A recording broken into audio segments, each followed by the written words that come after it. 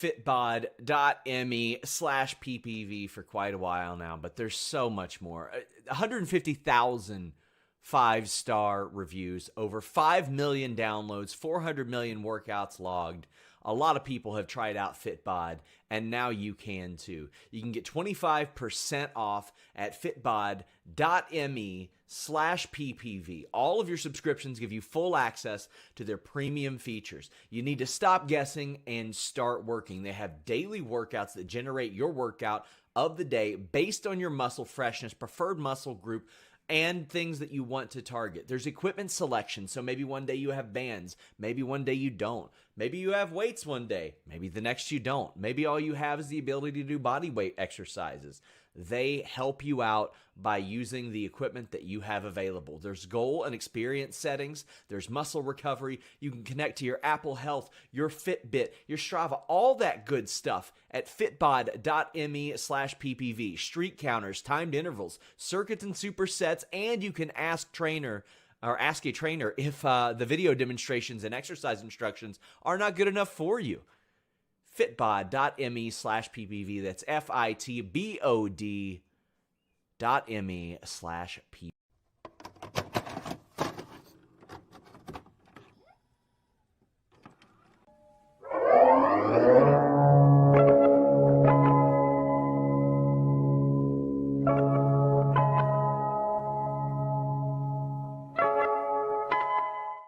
What's up, you guys? Sean Ross Sapp. Welcome to Fightful. It's the What Do You Guys Want to Talk About podcast. We greatly appreciate all of you being here. This serves when Jimmy Van is either out of the office or too grief-stricken over the Edmonton Oilers blowing it big time to come to work. So I'm here to answer your super chats and humper chats. First off, please leave a thumbs up on this video. Leave a comment. Whatever you want to do, drive those engagement numbers up for us. Retweet my pinned tweet. All that good stuff really helps what we do. Fightful brings you a significant amount of the exclusive news that is in pro wrestling. Now, I encourage you guys, get in your super chats and get in your humper chats. Here at youtube.com/Fightful, this week, Grapsody interviewed Mina Shirakawa. We had an interview with Evan Husney of Who Killed WCW over on Overbooked. In the Weeds today broke the news that Sinner and Saint have signed with TNA. They also had an interview with Giselle Shaw. You want to check out that morning show every Monday, Wednesday, Friday, and of course, Grapsody every Saturday at noon. To get your question or statement read on the air, donate a super chat here at youtube.com/Fightful, or whether you're here or you're on X or Twitch or Facebook or wherever you are, you can donate a humper chat. And you may say, what the hell's a humper chat? Well, it's the same thing. It's just for our little mascot, the camel. HUMPER chats.com helps get it done. I will get to your questions as they occur. Just a couple of ground rules here. Like if you're doing a $1, $2 super chat, try to not cram like 4 questions in there. That's not necessarily fair to everybody else that's doing one. And also, I am not going to read super chats, even if you spend money, if you're posting weird speculatory bullshit about people's personal lives, that don't involve. I stay out of people's lives like that unless it's criminal or, in that nature. But get in those super chats. Get in those humper chats. We're going to start off with Crazy 101 saying Motor City Machine Guns update. I have never reported that they're signed. I don't have an update on it. Megan Bain update. I did confirm on Fightful Select last week she wasn't signed. Now, there was some confusion there because we got word a while back she had been signed to AEW, and she was under a deal with them when she headed over to Stardom. However, there is also the fact that they have been making creative pitches for her internally. However, they've been doing that since her deal was up with AEW. It was then since clarified to me on that front that she is not under a deal, but there have been pitches made. WBD AEW update. One is coming to Fightful Select in the coming weeks. How long's Kyrie's contract in WWE? I believe she's still got years on it. Hangman up. I think he'll be back sooner than later. I would say maybe next week. KE775 says, apparently Natalya removed WWE references on her Twitter account. Have you heard any updates? Do you think she's headed to free agency? A lot of talk about this. I was straight up told she did that a while back. It has no bearing on anything. They are still in her Instagram. I expect her to stay with WWE. I do not expect her to leave the company. Now, anything could happen. I'm not going to say, it's not going to happen, but anything could happen. However, I expect her to remain with WWE and probably on a multi-year deal at this point. Tony Khan, huge plan. I don't know of any huge plan. I've got some ideas. We'll definitely talk about some of the ideas to increase viewership slowly but surely on tonight's post AEW show. AEW Game Up. I don't know what this AEW Game Up means. This is why you need to use one question on this. But if you mean game updates, I haven't heard any updates yet. I heard they were going to do at least 6 of the season pass things, but I've not since heard anything like new on the front of any season passes. I know Saraya had got scanned and stuff like that. Ricardo's saying, just here to say that Fightful Select is the best $5. Well, thank you. Thank you so much. I greatly appreciate that. And here's the type of question we all need answered in the world. Would you rather fight 10 duck-sized Braun Breakers or 1 Braun Breaker-sized duck? So listen, I'm going to do my research here. I don't know how tall necessarily a duck usually is. And this is a question that gets asked an awful lot. Not this one specifically, but listen, I've been around Braun Breaker. I've interviewed him before. He's about my height. However, let's be real. It's not the height that's intimidating with him. It's the athleticism and how broad he is and muscular he is. Would a Braun Breaker-sized duck be intimidating? Yeah, just because I haven't seen one. Like, I play Stranded Deep, and they got those big, gigantic crabs. Like, that's intimidating, too. But listen, if I run into 10 Braun Breaker-sized ducks, okay, that would be scary. But 10 duck-sized Braun Breakers? Listen, any size between there, I feel like 10 of them could like help climb each other and really take me down, really do some damage, man. Like, I don't know how tall a duck usually is. And I know people are saying ducks can fight. Man, I don't care. I got me in a me versus duck match. I'm picking me. I think that I would take the duck. Now listen, are there some things that I probably wouldn't be prepared for? But yeah, I'm sure there would be. I've never trained to fight a duck. I'm not in the habit of fighting ducks. In fact, ducks sold me some pretty good Bubblicious gum back in the day. Am I wrong, or is it Bubble Yum?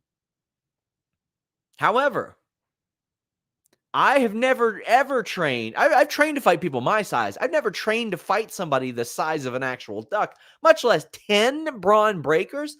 And listen, what do you think the vertical leap that those Braun Breaker, the Braun Breaker ducks would have?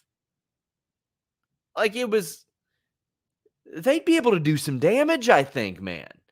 Because listen, they're going to be compact. They'd be, have that low center of gravity. I think 3 or 4 of those ducks alone per leg are taking me down, or 3 or 4 of those Braun Breakers are taking me down on my legs. And then you still got 3 or 4 free to do other damage. Man, not only would I rather fight the duck, I think the 10 Braun Breakers will whoop my ass. Yeah, outside of like something, maybe if they were ant-sized Braun Breakers, and even then, I'm sure one would crawl up and kick me in the eye or something, right? But a duck, listen, a duck, I'm not confident in a duck's fighting abilities. I'm really not. I know they fight. Come on. We know Braun Breaker fights. What are we doing here? KE775 says, Ricky Stark's story on Select was fantastic. Do you have any insight on what his future could look like? I'm sure you'll see him back on TV. I just want to say this, man. It was one of the most frustrating stories to cover and to really dig into. I know Ricky a little bit. Like, I like Ricky just fine, but, people that I like got to know that sometimes I'm going to report unflattering stuff about them as well. But it's like there was so much conflicting info, like everything based on that Reddit post. There were some people that were like, yeah, maybe, except for the Calgary thing, which, I just want to say this. I don't believe it's out of the realm of possibility that happened. However, if it happened, everybody associated with it, or that I found that people said, oh, well, maybe they knew about it. Either they swore themselves to secrecy, it didn't happen, or they're keeping quiet about it, because there were people deep into AEW who had not heard of that. Now, I'm not going to say it did or didn't happen. I'll say that they denied that it happened very, very heavily, to the point to where there's no way I could have responsibly said this happened. I even called the local authorities and all that. They didn't have any information on it, and got some help. Somebody was like, even like, hey, if they wrestled in the country, they weren't in any trouble. And Ricky wrestled in the country a few months ago. However, I think we'll see him back. I mean, I know that he didn't want to do the Big Bill thing. He didn't want to do a split with Big Bill and go into that feud, and that's what was, referred to as what he turned down. I've had some people that implied that maybe there were more than that, but from Ricky Stark's standpoint, he didn't see how Big Bill benefited from it, while there were some other people that thought that it would launch Ricky as a big baby face and Big Bill as a big heel. Who do you think the wild card will be against Jarrett? I think it would be probably Hangman. I think that makes sense. Timeline matches up, right? Did Michael Cole receive any praises for his commentary on Raw by himself for half the show?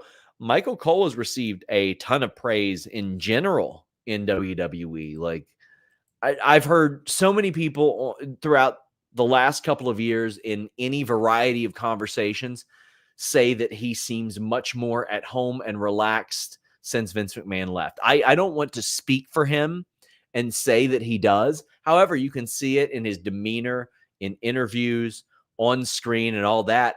He went from a guy that for a long time people criticized, and as we're seeing, it's because he had a very produced style, and Vince McMahon was likely in his ear, because left to his own devices, guy won Commentator of the Year in the Fightful Awards. He was just unbelievable. He does a great job. Pat says, will WWE fire Velveteen Dream sent via AOL? For those of you who don't get the inside joke there, it was like a thing in media that we sort of joked about, because no matter what you ask or do on a presser or a media call, you can ask an easy question or a hard-hitting question. There will be people who have issues with both. And even if you ask a question and you don't get an answer, people will harass the next person for not asking the same exact thing and demanding an answer. Because there was a period where we asked, I think, 6 or 7 times over the course of 3 or 4 media calls about Velveteen Dream. And we started to joke that even on Fightful media calls, we should be asked that. But he ain't there anymore. And no interest from WWE in him. Sean, will you be watching season 2 of The Mole? Damn right I will be. I watched when I was a kid, the original season. Then we went back and watched the next 2. And then, yes, we watched the most recent reboot of it. I didn't know season 2 was coming out. When is that? When does that drop? Is that now? Ooh, I'm going to look. Okay. Debuts July 20 or June 28th. Let's go. Let's freaking go. Thank you, Andrew, for hitting me up about that. Any chance we see Stephanie Vecchio after Forbidden Door? If she makes a good impression, which I believe that she will, I think that there's a very, very good chance that you see her in the future. Like if she goes out and has a banger this weekend, which again, I'm sure that she will, I think that there's a really, really great opportunity for her to continue. Guys, reminder, get in your super chats, get in your humper chats. Margie Loves sent one in. Let me see if there is a comment associated with that, or if she was just sending it for the heck of it. I'll try to track that down, actually. And you know what? I'll let you hear from our wonderful sponsor. in the meantime. There's no sponsor that I use more while I'm awake than NordVPN.com/Fightful. Man, this is like the Swiss Army knife, the multi-tool of applications. It does a little bit of everything. You always get a great deal at NordVPN.com/Fightful. You can listen to your favorites abroad. You can shield your data from snoops and criminals, protect yourself on public Wi-Fi, and it works on all your devices and operating systems. It doesn't end there. Change your virtual location and then get pay-per-views at a much more affordable price, TV services at a much more affordable price. You got a password manager, a file encryption tool, threat protections, and on top of that, 24/7 tech support. So if for some reason you don't know exactly how it works, NordVPN.com/Fightful will help you learn how to do it. Check it out, NordVPN.com/Fightful. Margie Loves says, my bad, there was a comment. Have you talked to Ricky Starks directly? Yes, a number of times. Yeah. Do people in WWE turn down creative like they do in AEW? If no, why does Tony allow them to? Yeah, people in WWE turn down creative pitches all the time and counter. It's not exclusive to AEW. It happens in every company. I see people that are like, I don't know why anybody under a wrestling contract would ever be able to. Well, listen, there's some really bad stuff that got through, and sometimes people want to be protective of that as to not look bad, or there's a ton of different reasons. Who do you think will face Mercedes at All In? Ooh, that's a good question. I don't think it'll be Saraya, even though, they got the UK and they got a natural build with her as well, if they wanted to do that. I think Britt would be a nice one, but I don't know if it'll happen. Do you think we see Julia or any other surprises at Heat Wave? I personally, on screen, like maybe she'll come over and wave or something. I don't think she'll get physical. On any other surprises, I think they would be wise to do that, but it seems like they have enjoyed doing that on their TV of late. So I think that those surprises will be on TV in order to promote, hey, you all need to watch this on CW. I think that's what they're doing here. So I'm going to say no surprises. I'm going to say no. Let's see here. We got Tony saying, what percentage of revisionist history do you think the WrestleMania doc is going to have? Looking on the outside, why is it you think communication with AEW is so chaotic? Seems like there's always a breakdown somewhere between everyone. Well, if you remember, it was like this with WWE a few years ago. It wasn't uncommon to hear people sitting out for an extended period of time. You had Mustafa Ali with Vince McMahon. You had a lot of people that were asking for their releases. Now you don't see it. I think that there are an awful lot of people that were in the company around 2020 and 2021 that missed that direct communication with Tony that was more prevalent when he was there in Jacksonville and didn't have to travel or do any other things. You know what I mean? And I think that since then, there have been a bunch of intermediaries and things are a little bit different. You're starting to see the roster shrink a little bit. They've let like 15-ish people walk this year, maybe more. So I think you're starting to see that roster shrink, and people are seeing WWE get hot as well. And maybe they're looking at that, and it's like that meme where they got AEW right by their side, but they're going, ooh, I think there's a lot of different things there that can contribute to that. I am very interested in the WrestleMania documentary, and if the trailer is a swerve, and if they're going to be like, LOL, nah, we had it planned the whole time. I would imagine The Rock had some editorial input on what we'll see. But I'm excited for it. Will we get Drew Punk at SummerSlam? Yes, I think so. Do you think Drew or Punk will screw McIntyre at Money in the Bank? Love you guys, says Shelly. Well, we love you too. Yes, I think the best story is CM Punk, after all this stuff, screwing Drew McIntyre out of everything he possibly can. He does not want Drew McIntyre to have anything good. And why is that? Because Drew McIntyre doesn't like Punk. Now, this much I can tell you. Drew was legit. I can't say that him storming off after Survivor Series was completely a shoot. He probably understood what he was working himself into. He's a smart guy. He understands the perception, and he understood that him doing that would get people talking, and it paid off long run. However, he was not thrilled about I don't want to even say not being clued in, but being told as of that week, Punk wasn't coming in. And if you listen to Triple H, Nick Khan, and CM Punk, well, he wasn't until very shortly before. But Drew was like, yeah, I don't know if I believe that or not. And now they're doing great business together.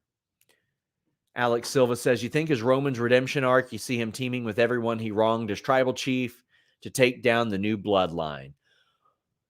Possibly. I mean, I'm fascinated by the new bloodline storyline. And there's a lot of people who haven't really seen how charismatic Tama Tonga really can be or really is. And that's going to become abundantly clear. You have so many ingredients here. You have Jacob Fatu, who just debuted and is legitimately in the family. You have Tama Tonga, Tonga Loa, who are connected to the family via Jacob Fatu's dad and their dad, who teamed together as the Islanders back in the day. And you got Hikuleo coming in. You got Solo Sikoa, the legit brother of Jimmy and Jay. Where are they? Where are Jimmy and Jay? Jimmy's hurt. He got kicked out of the bloodline by his own brother. Where's Jay? Off doing his own thing. He's been burned too many times. Roman Reigns sort of on his own for right now. What's going on there? We don't know. Where's the Rock factor into all this? I think the Easter eggs that they have laid here have been very good at making you go, okay, has Solo really talked to Roman, or did he talk to Roman, or did he talk at Roman, or is he lying altogether? It's been very good. Bloodline Civil War, I think, will be really, really good stuff. Mr. Acosta says, thoughts on 2 can they coexist matches tonight? Glad you mentioned this, Mr. Acosta. I don't like it. I wish they would have done either one tonight, one on Rampage, or Collision. You don't need 2. I don't think that should work like that. And there shouldn't be. I think the more interesting can they coexist is the women, because they have an emotional reason to not want to upset each other. Will and Swerve, like, they don't give a damn. Yeah, I don't like it. Matt Hennessy says, with SummerSlam being in Cleveland, do you expect both The Miz and Johnny Gargano to have matches on the show? I do, or some presence. I'm going to pull every string that I can to get interviews with both of them, especially Johnny Gargano. That way I can bury every Cleveland sports team in history. I've got an incredible amount of interest in letting them know how terrible Cleveland sports are. Go Bengals. But yes, I think they'll both be factored into the show. Maybe The Miz will host SummerSlam. I think that one's a possibility as well. Let's see here. Kyle says, potential Bloodline Civil War Games match. Solo's Bloodline, assuming Hikuleo debuts and joins, versus Roman's Bloodline with honorary Uce, Sammy, and either Cody or Seth as the 5th partner. I don't think Cody or Seth should be the 5th partner. I think it should be Roman, Jimmy, Jay, Sammy, at least those 4. The other side, Tama, Tonga Loa, Hikuleo, maybe The Rock. And then you sort of see where Solo and Jacob Fatu fit in there. Because whoever is on the side of The Rock, Hikuleo, Tama Tonga, Tonga Loa needs to be the person who turned on their blood. And I mean their blood. So will it be Solo or will it be Jacob Fatu, who everybody sees main event potential in? Because on the other side, you've already got Roman Reigns, main eventer. Sami Zayn, WrestleMania main eventer. Jimmy and Jay, WrestleMania main eventers. Would Solo be better? I think Solo on his power trip works better with The Rock, unless The Rock sort of seizes that power. You know what I mean? Ooh, I'm interested. Have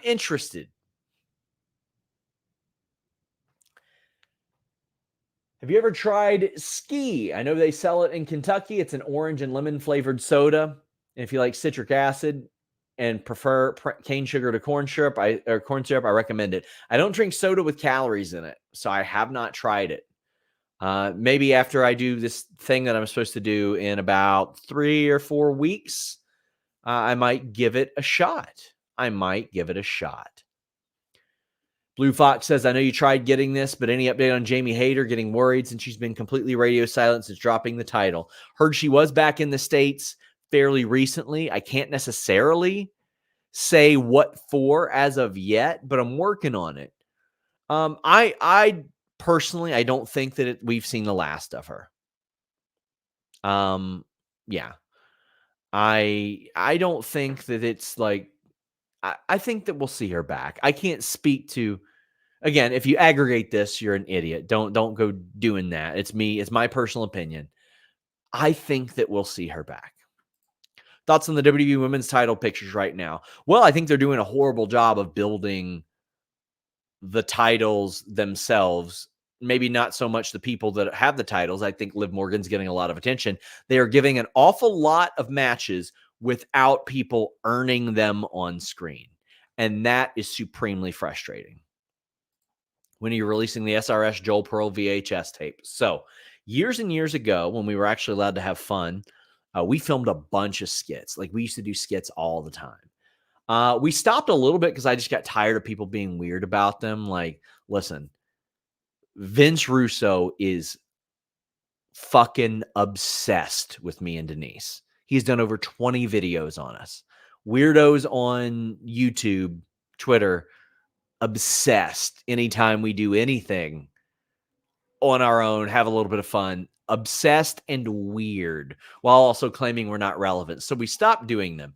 We have skits that were done 2 or 3 years ago, produced. Maybe we'll drop them on In the Weeds or something. Who do you think wins Money in the Bank? I got Jay and Tiffany. I got Jay and Tiffany as well. I think they make a lot of sense.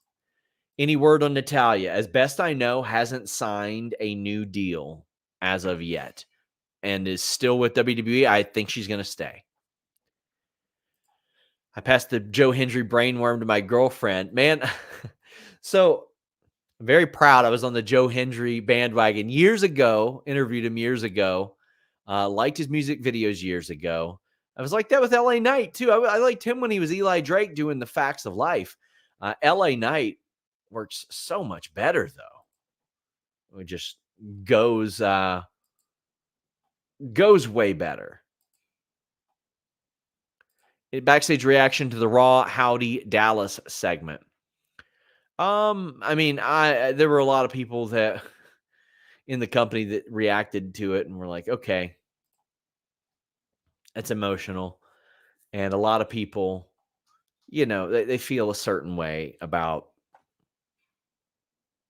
Bray, and they felt like it was Bo taking his power back, or taking the power back from people that had criticized him and how he was continuing his career.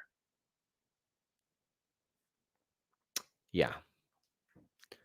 Is WWE interested in Bane, or is she focused on AEW? I can't speak to what she's focused on. I know she's had conversations with Rocky Romero about coming into AEW again. I don't know if WWE has had any interest. I'd be shocked if they didn't have interest in her, right? I remember seeing her. It was February 2020 here in Kentucky at the Lexington Ice Center. Fun fact, TNA ran a show there. It's where Jesus Golf is, if you ever hear me talking about that. But 26 years old. She's 22. She was 22 then. And you could see her and go, oh, okay. Yeah, there'd be some interest in her. Definite interest in her. And I can tell you that people in AEW thought that she might go there based on a possible allegiance to Rossi and maybe like any type of influence he might have. Giannis says there should always be at least one women's champion featured on PLEs. Any chance something happens with Liv's match on Raw that puts her on the PLE? There's always the chance, but I think that they're probably pretty happy with the Money in the Bank match that they've got set up there. And how many matches are even set for that show? I'm going to pull it up and look. They got 5 matches set. 2 of them are ladder matches. I think there's a real chance that there's nothing else added. Maybe one more match because they're a week away. I think that 6-man tag will get 20, 30 minutes. I think it'll get a lot of time. Sammy and Braun Breaker will probably be moderately short. Damian Priest and Rollins, I'd imagine that'll go a while, and the 2 ladder matches will probably go quite a while. So I wouldn't be surprised if we didn't see that. Jinder Mahal transitioning from pro wrestling. I mean, I'm sure he'll do acting and stuff, but he's got bookings. He's got active bookings. Rock Hard Joel Wood says, not trying to upset anyone, but I'm curious, is there anything AEW could do that would make WBD unhappy? Seems no matter what happens with viewers and attendance, WBD is just happy they're there. Well, I mean, they keep finishing in good positions on cable, and that's ultimately what matters to WBD. More than a viewership number, especially a 1-week dip, it's a lot of it is the fact that they rank very highly, and also they constantly are willing to do cross promotion, and they're constantly willing to help promote their other products and things like that. They have weekly, I think it's Zoom meetings like on Mondays to go over what their plans are, possible synergy strategies, and all that. But yeah. But let's see what else we got. What's the timeline of announcement of a new AEW deal? It's needed to quiet the negativity. I would say late summer. It's more than likely. I think late summer is a good time frame for it. KE775 says, after Bash in Berlin, do you expect the rest of WWE PLEs to be in the US outside of Saudi? They haven't announced Survivor Series yet. Yes, I do. So when looking at this, I pull up WWE's PLE schedule. And unless I'm mistaken, I remember last year being very similar, where they went outside at least the 48 states right here, not including Alaska, Hawaii, and other properties. And they largely stayed, let's see, they did Indianapolis in October. They did, No Mercy and all that. They did Payback in Pittsburgh, Survivor Series, Chicago. Then they do the Riyadh thing. And before that, it was London, Jeddah, Puerto Rico, Montreal, you know what I mean? Or stadium shows. So yeah, I think that's what will happen based on the way they did things last year. Predictions on the Money in the Bank qualifiers on SmackDown and Raw. Well, I would need to know what those are. I don't have them off the top of my head. If somebody can put them in the chat, what the Money in the Bank qualifiers are, I'll make a prediction on them. Oh, I think Drew's winning his, though, or Punk costs him. Matthew Hooks of Hooked In Voiceovers, one of our great sponsors, says Triple H can't book a women's or tag division. Why does he get a pass? If AEW did this, we would hear how bad it was and how they don't tell stories. I mean, I agree. I think that you need to be booking people to effectively challenge. And, it's funny. I had people say, yeah, well, what about Kyle O'Reilly? He wins matches. What about Roderick Strong getting one? I didn't like how that worked out either. It's okay if he got a title shot because he won like 15 of 17 matches, but I thought that he should have been challenged for it. So like I criticize it when it happens with AEW, and anybody that implies different doesn't know what they're talking about. But Piper Niven, Alba and Isla, Zelina Vega, they're straight up off TV or not wrestling on TV or not getting wins on TV and put in title matches. Any of them could be effective challengers, and I'd be completely fine with it. It's just give them some wins, man. Get in your super chats. Get in your humper chats. Matt Hennessy says, I got to ask, does Tony Khan know that the Jericho gimmick is bad? Has the wrong type of heat with the audience with the please retire chance. Well, Jericho's idea is that that's good heat, from what I understand, at least as he laid it out months ago. But yeah, I know that Tony hasn't like been exclusively over the moon about it or anything. I've heard that there have been some things that he was like, that's not good. Ryan says, hey, Sean, with Natalya not appearing on Raw and NXT the last 2 weeks, it is safe to assume she's on the way out. Where's Bobby Lashley at? Bobby Lashley, I believe is sidelined with an injury, working on more on that, but he's not been there since like in over a month. Hasn't been backstage. No, it is not safe to assume she's on her way out. Absolutely not on her way out. Or safe to assume that she's on her way out. I believe that a lot of these deals will come down to the wire. That's how I feel. Bobby says, is there any word on AEW backstage reaction to the Dynamite rating last week? Yeah, we had some on FightfulSelect.com. And hey, by the way, if you like this show, I do a Q&A every single week on FightfulSelect.com. In your opinion, is there a simple fix to build up the brand's interest in ratings? Well, I am glad you asked that because I'll spend some time on this both today and this evening. Yes, there are a lot of things I would change personally. And that's if I was the person making the decisions. Yes, there was some shock backstage. One person was like, I don't believe that. That's got to be an error. But here's what I would do. I would consolidate some titles. I don't think you need 3 or 4 mid-level titles, international, TNT, FTW, the ROH TV, the ROH Pure. I do not need those. I do not need all those. Make the titles seem more special. Another one, what's the inconsistency of parity on the roster? Why is Athena never on AEW, but a bunch of other ROH champions are, and vice versa? Why aren't ROH champions on ROH more? That seems a bit strange as well. Turn the fucking lights on. Pardon my French. I watch stuff. I'll give you a good example. I'll see something on TNA from 12, 13 years ago, and I'm like, man, that looks so much better than what they do and what a lot of wrestling does now. Turn the damn lights on. Show me there are people there. I would run smaller scale venues. I know that they like the bigger venues because they're cleaner. They got better facilities, better mailing lists and stuff. I would try to run some unique places, some different places. Run the beach, run a Manhattan Center looking place or a Globe Theater looking place. Hey, if it's more exclusive, you can charge more for tickets. But hey, if you're going to run big venues, I would make the tickets dirt cheap, get asses in seats, get families that can't afford to go to WWE to come there. Try different venues, environments, sizes, ticket prices. Make more sense of stuff. Why is Daniel Garcia like begging for a title shot when Brian Cage can just attack somebody and get one? Why? Take the show out of the venue too. Like, show us the loading dock. Show us the parking lot. Show us this. Show us that. That's what I want to see more of. Just a few different things to make it seem less formulaic. That's how I feel. Zoe, Ivy, and Dakota for the women. I think Dakota wins that. Sheamus, Drew, Ely. I think Drew wins that. Naomi, Blair Davenport, Indy Hartwell. I think Naomi wins that.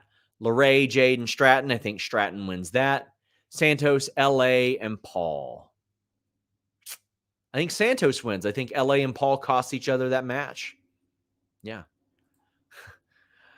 My good friend Demon Diva says, say Puerto Rico, and she appears. I love Demon Diva. Check out her live streams, guys. Check out her live streams. Personally, AEW International and Continental titles should be combined. Seems like a duplicate to me. Yeah, it seems like they just created it because of the tournament. I have no need for the Continental title. No need whatsoever. AEW needs a super heel, too many gray characters. Takeshita could be that guy. I think Takeshita could be one of the guys. I think Heyman could be one of the guys. I think shades of gray characters are okay, but you do need a super heel. I'm sure they would like MJF to be that, but he came back and he's still mega over, man. Mega over. But I do think you need a super babyface and a super heel to mix in with some of the guys like BCC and Swerve who are a choose your own adventure. Are CJ Perry, Miro, and Keith Lee under contract? Well, I believe CJ was always per appearance, so I don't know if she ever like signed anything there. I'll follow up. Miro and Keith Lee, yes, they are. Well, I do feel like Triple H has done a job with the men's tag and mid card, the women's division, not so much. I agree. I think that he has put the title or had the title on very interesting characters. But go back and look how often Io Sky defended that title. See who Bayley has defended it against, how the live stuff worked out, like who she's defending it against. Give these people some supplemental underneath programs. That way I care about them when they challenge. Why do we even split the tag titles at this point? Based on how poorly both sets of titles have been booked since Mania. Listen, I was one of the people who was against splitting the tag titles. I was like, it's your golden ticket to send somebody from brand to brand. I didn't like it, but you know what? I like how the titles look in comparison to what they used to look. So I'm going to say that I was wrong on that. And I am completely in favor of the titles being split.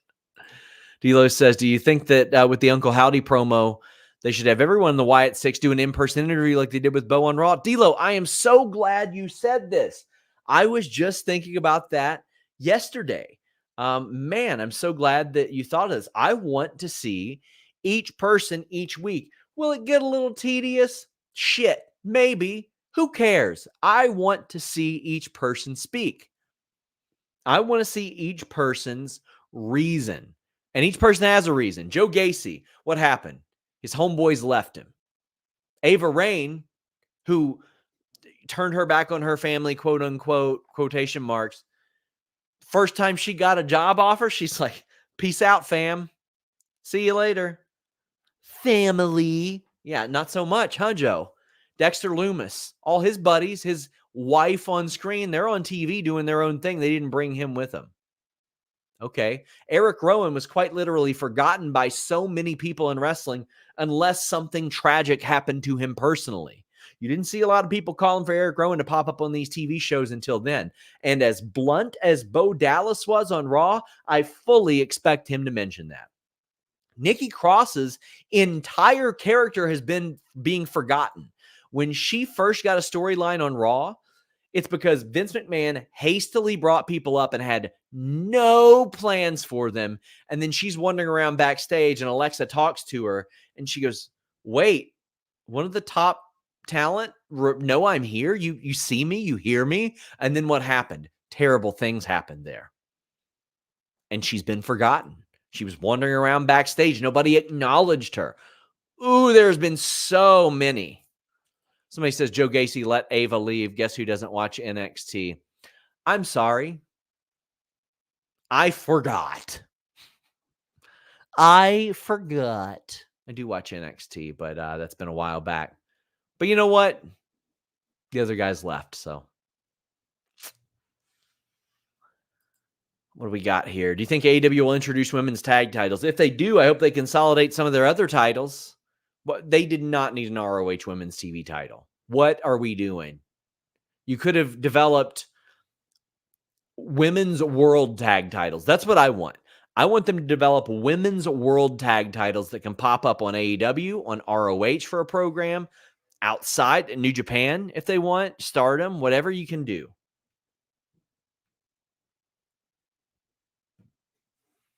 Rock Hard Joel Wood says with the Rumble in February and they haven't had a PLE in 2 years, do you think there will be a PLE in between? 3 months between Survivor Series and Rumble. I do think that we'll see something there. So if you look at the schedule, and we don't know a date between Survivor Series yet, there's going to be. So here's what I expect.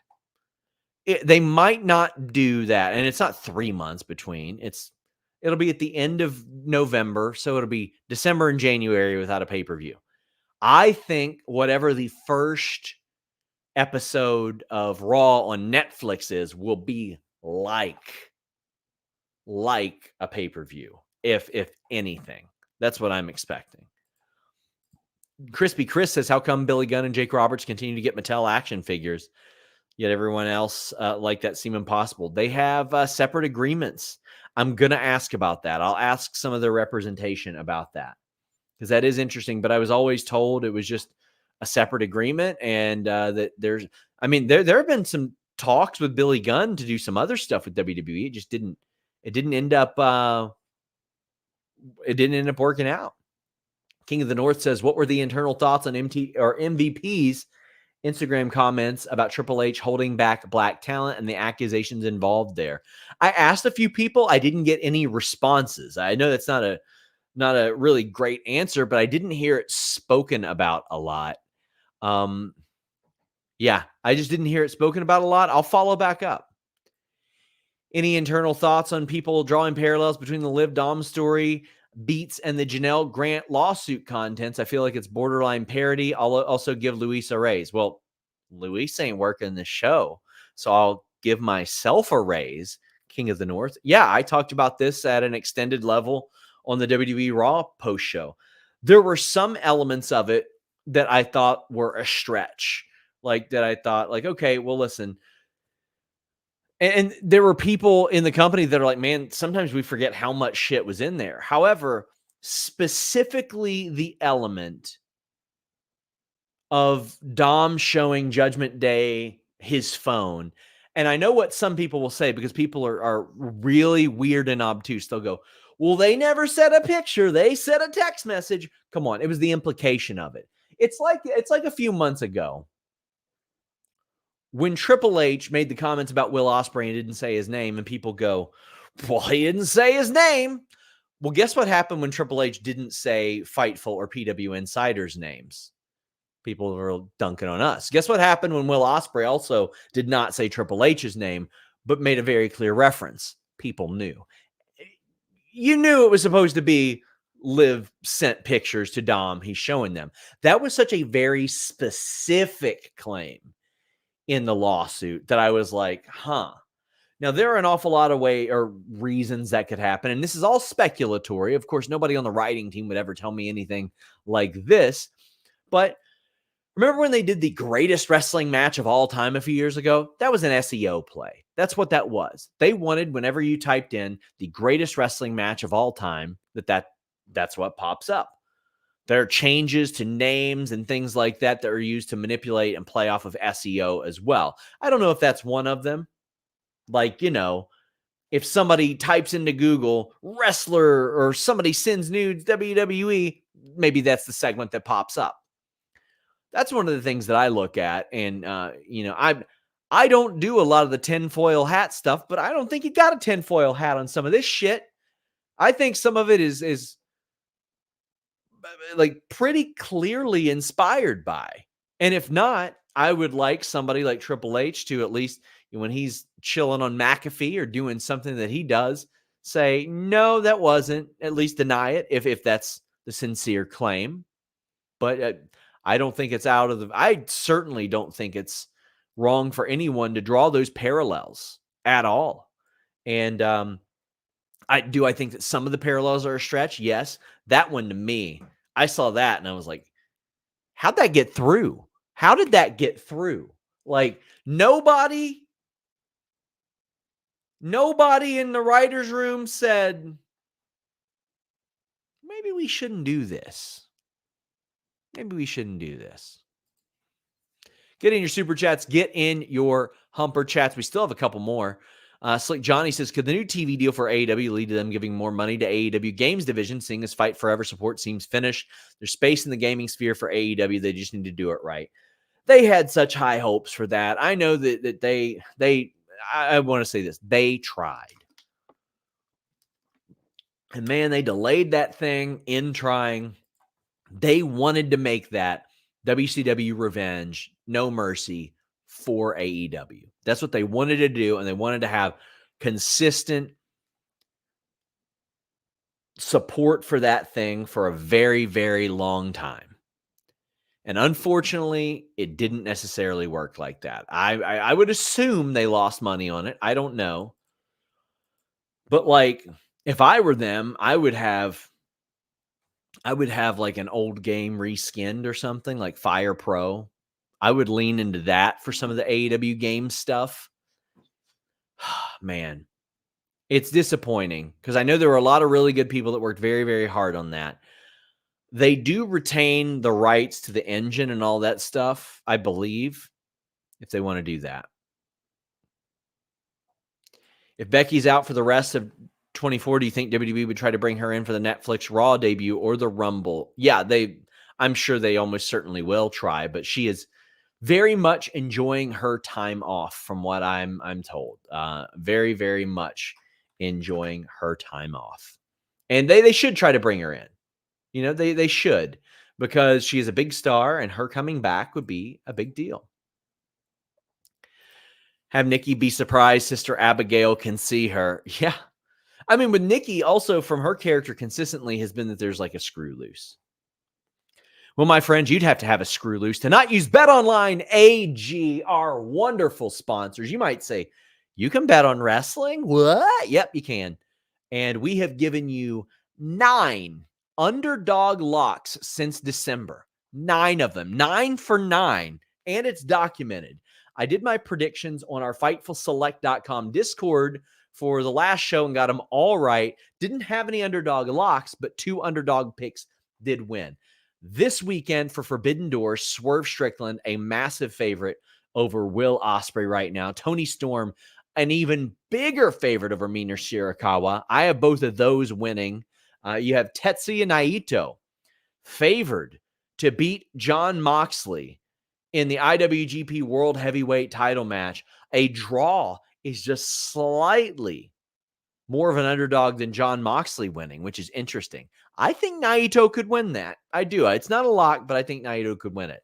Mercedes Moné, a big favorite in the dual title match at BetOnline AG. I have her winning that as well because I was told that New Japan had title plans for Mercedes Moné earlier this year. MJF versus Hechicero. MJF has to win that one. He's the biggest favorite on the show by about 4 times? No, 3 times. Zack Sabre Jr. and Orange Cassidy. Zack Sabre Jr. is a minus 400. If I had to lean towards one underdog, I would maybe go with Orange Cassidy. If I had to lean, it's not a lock, but I would lean that way because they protect him very heavily. BetOnline AG. They got the highest credit card acceptance. You can bet big and also, my gosh, they've got the highest credit card acceptance. They've got a safe and secure environment. They've got all kinds of games. Football season coming up. I'm going to stream some Bengals stuff very soon on Common Bengals W. We'll be talking about BetOnline over there as well. Bryan Danielson, a big favorite as well. Check out our friends at BetOnline AG. I am pumped for this show because I look at that MJF, or not the MJF, the Orange Cassidy. Sorry, I'm all out of sorts. Very excited about this. And I think that might be the one. I'm gonna poke around, like check out some booking stuff, see what I can find out. Maybe I'll have some locks for you guys this week. Stephanie Chase will have your preview show this week as well. Heard anything on AJ Lee? Nope. I've heard that there haven't been any real discussions of her coming back. Black Mega Man says, this point, how likely is it Lynch is going to AEW? I'm going to say pretty unlikely. Pretty unlikely. All indications I had been given is that she expects to return to WWE eventually. Ryan says, any update on Def Rebels WWE deal? Is it wrong for me to not want them to renew things with them? Me and Corey Brennan both had been working on a report last month, and I'm waiting to hear back from some people on music and wrestling in general. And I will work to put that up on Fightful Select. There are a lot of people there that obviously that don't like their themes. Just curious if you've heard anything as to what's been going on with Odyssey Jones. Man, he's been drafted twice and not used at all. He was mentioned for the Pride and then never followed up, never used him. I mean, there were people that were convinced that it would be the case. They had him working live events here and there. Like they brought him in for a loop. I think it was 2 weekends to work Omos. They had him work a bunch of dark matches between February and March. They had him teaming with Cameron Grimes before Cameron Grimes was fired. They had him work Superstar Spectacle. And then they had him do some dark matches. Other than that, it's been completely radio silent. Completely radio silent. I'm sorry, I'm not laughing at that. I'm laughing at this super chat.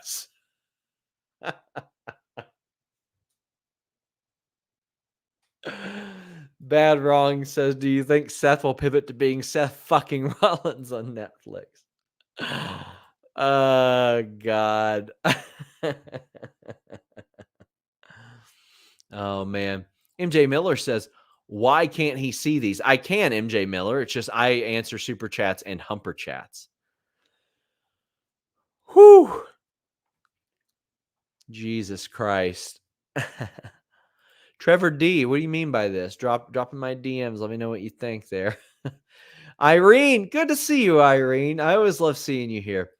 With AEW's large roster, the titles reward more talent, give the titles more of an identity, make the international title what's specifically defended in other companies, only drop the FTW title. See, Irene, I like the FTW title because it's their hardcore title. I like that their continental title, no outside interference and no seconds. However, it's the international and TNT title that sort of don't have their own identity as it relates to that. However, I think that continental title identity should be absorbed into the international title. I think that should happen. I don't think they needed an ROH women's TV title. I think they needed a tag team title as opposed to that. The TBS title, I'm fine with. I just think they should have a traveling women's tag team title. Like, let me look right now. AEW titles and ROH titles. I would be completely fine if they absorbed the Continental with the International at some point. If they ever combine the TBS and Women's World titles, I'd be fine with that. However, I would absolutely, there's no reason for the ROH 6-mans to even exist as its own thing. That's combined. Cool. Unless ROH was going to become its own property, I kind of wish they would also absorb the tag titles. But listen, that's fine. They don't need an ROH women's TV title. I would probably combine the pure and TV title too, especially for the amount in which they're used. I think they could use with a lot less titles. New Japan as well. I think they could use yeah. There's zero reason to combine both the women's belts with how hot both champions are right now. Yeah, as of right now, I don't see a need to do that. I don't see a need to do that. If you had to down the line, sure. Somebody says, no, the pure title is awesome. Great, then keep the pure title instead. I think there's like 3 or 4 titles less they could use, and then instead a women's world tag title. I'm completely fine with that. I think that's about it. I think our super chats and humper chats are complete. A reminder, I am back here tonight for the AEW post show. We are going to talk about the ratings a lot on that show. We're going to talk about an awful lot of stuff. I did have New Lack City saying, SRS, my guy, why is there not more chatter on MVP's comments about Triple H? He basically called the man racist. Any internal reaction, or is he trying to get released? Well, it's because, listen, there's a very fine line in saying it, agreeing with it, and implying it. And we got to be careful in a lot of those headlines and a lot of those things and what we can say. Now, on a thing like this, when I'm prompted to talk about it, it's a little bit different. Were there some implications? There were certainly some implications. The Bloodline Hurt Business stuff, I don't necessarily see the parallels there. Yeah, I'm going to put my eye a little bit more on the booking of, black talent and stuff like that. And it's certainly something I paid attention more to since then, but I just haven't had a lot of talent. I haven't had any talent talking about it, even when I asked about it. So it's obviously something I'm keeping my eye on, and I always do when somebody brings up stuff like that. And listen, he's not the first. ACH took some pretty heavy issues with how some things were, and a lot of people said some not so great things about him when I don't think they really should have. There were other reasons to be frustrated with him, but I don't think from what he complained about. And yes, as King of the North puts out, especially when he was doing blackface during his career a number of times as well. And listen, there were a lot of people regarding the Booker T storyline that go, well, it was just a storyline. The storyline didn't pay off, right? Like, it's a storyline that didn't pay off very well. I'll dig into it. I'll see what I can find out. I'll try to conjure that up. I mean, listen, ultimately, I can't waterboard these people. I don't interrogate them. I can't make them respond to me about things like that. And sometimes they just want to stay hands off with that. But we are back here tonight. We got the Q&A every single week. Grapsity's Q&A on FightfulSelect.com tomorrow. And I probably need to drop a news story today. How about this? How about some news on a team that has been discussed to be used in ROH, a prominent team, fairly prominent team. Till next time, guys, we're out.